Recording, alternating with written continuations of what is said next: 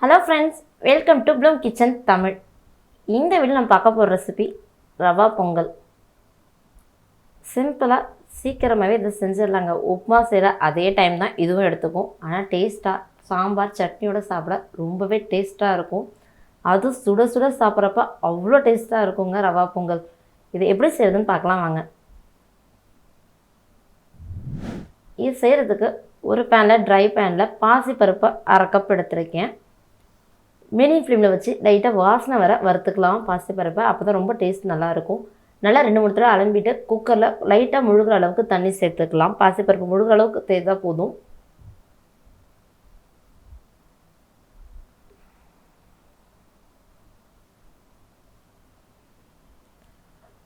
மூடிடலாம். குக்கர் மூடிட்டு விசில் போட்டுடலாம். 2 விசில் வந்தால் போதும்.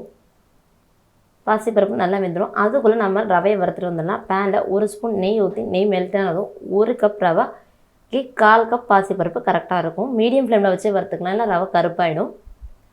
நெய்யோடு சேர்ந்து நல்லா வாசனை வர வறுத்துக்கலாம். நல்லா வாசனை வர ஆரம்பிச்சிருச்சு. ரவை இங்கே பாருங்க நல்லா புழுன்னு ஆயிடுச்சு.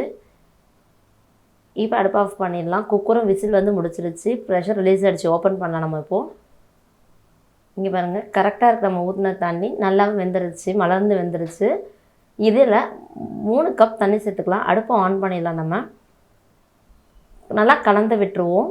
நமக்கு ரொம்ப கொலன்னு வேணும், ரொம்ப இதுவாக இருந்தாலும் பொங்கல் பிடிக்கும் அப்படின்னா 3.5 கப் தண்ணி சேர்த்துக்கலாம். இது கரெக்டான அளவில் இருக்கும். உப்பு தேவையான அளவு உப்பு சேர்த்துக்கலாம். நல்லா கொதிச்சிருச்சு. இப்போ அடுப்பை ஃபுல் மீடியம் ஃப்ளேமில் வச்சிடலாம்.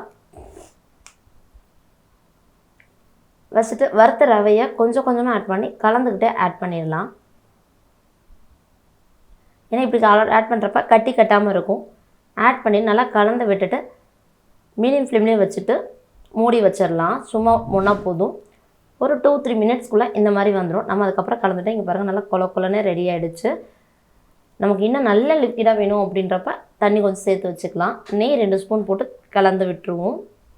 மேலே நெய் போடுறப்ப ரொம்ப வாசனை சூப்பராக இருக்கும். இதுக்கு தாளிப்பு சேர்த்துடலாம். இப்போ பேனில் 2 டேபிள் ஸ்பூன் எண்ணெய், 3 ஸ்பூன் நெய் ஃபுல்லாக மெல்ட்டாகி ஹீட் ஆனதுக்கப்புறம் மிளகு 1 ஸ்பூன்,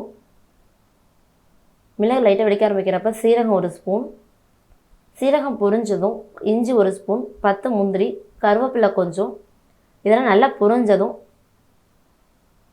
பெருங்காயத்தூள் கொஞ்சம்.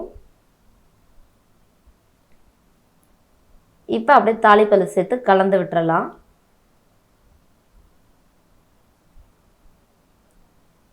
தாளிப்பு சேர்த்தாலே பொங்கல் வாசனை செமையாக வந்துடுங்க. ரொம்ப சிம்பிள் ப்ரிப்ரேஷன், சீக்கிரமாக ரெடி பண்ணிடலாம் இந்த பொங்கலை. இங்கே பாருங்கள் நல்லா பாத்திரத்தில் ஒட்டாமல் நல்லா திரண்டு வந்துருச்சு. தேங்காய் சட்னி, சாம்பார், புளி தொக்கு இந்த மாதிரி இதுக்கு எல்லாமே செமையான காம்பினேஷனாக இருக்குங்க. இங்கே பாருங்கள் நல்லா ஷைனிங்காக சூப்பராக ரெடி ஆகிடுச்சு. ரொம்ப சிம்பிளாக அதை ப்ரிப்பேர் பண்ணியாச்சு. இதே ரெசிபி நீங்கள் ட்ரை பண்ணி பாருங்கள். ட்ரை பண்ணி பார்த்துட்டு உங்களுக்கு கமெண்ட்ஸ் சொல்லுங்கள். இந்த வீடியோ பிடிச்சிருந்தா லைக் பண்ணுங்கள். தேங்க்ஸ் ஃபார் வாட்சிங்.